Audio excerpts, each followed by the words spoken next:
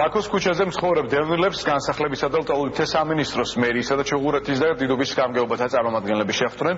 აღნიშნულ ობიექტზე 70-მდე ოჯახი ცხოვრობს. მათ შენობის გაზიფიცირების პრობლემა ჰქონდათ, რაც დევნილთა სამინისტროსა და ჩუღურეთის გამგეობის შეთანხმების შედეგად უკვე აღმოფხვრილია.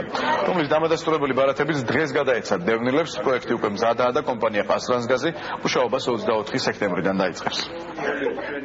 დღევანდელი ღონისძიება არის ძალიან კარგი მაგალითი იმისა, თუ როგორ უნდა გავაგრძელოთ ჩვენ მერიის ხელმძღვანელობასთან, თბილისის რაიონული გამგეობების ხელმძღვანელობასთან ეფექტური თანამშრომლობა და ყველა ის პრობლემა, რაც დევნილების საყოფაცხოვრებო პირობების მოგვარების სწრაფი გადაწყვეტისკენ არის მიმართული, აი ესეთი შეხვედრები და ესეთი საქმიანი ურთიერთობები ძალიან დიდ იმედს გვისახავს, რომ იქნება ოპერატიულად და სწრაფად გადაწყვეტილი. ინტენსიური კავშირები გვაქვს მოსახლეობასთან, განსაკუთრებით დევნილთა ოჯახებთან, იმიტომ რომ ჩვენ ძალიან გვინდა რომ მათ ის ღირსეული ადგილი დაიკავონ ჩვენ ცხოვრების სინამდვილეში, რასაც ქვია საქართველო, იმიტომ რომ ესენი ყველაზე ისეთი ხალხი არიან, რომელსაც მეტი ნუგეში ჭირდება და მეტი პატივისცემით მოთხოვა ჭირდება. 2-3 წლის განმავლობაში ფაქტურად მოხდება აღნიშნული მოსახლეობის გაზიფიცირება, აგრეთვე მოსაგვარებელია სხვადასხვა პრობლემები, როგორც არის სანიაღროს ქსელების შეკეთება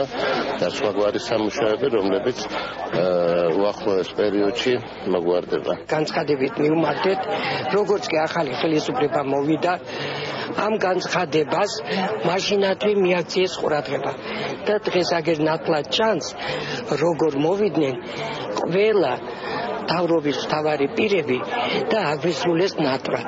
პირველ რიგში გაზიფიცირება, რამდენი წელი ამაზე ვოცდება. დაკანონებაც მოხდება მალე.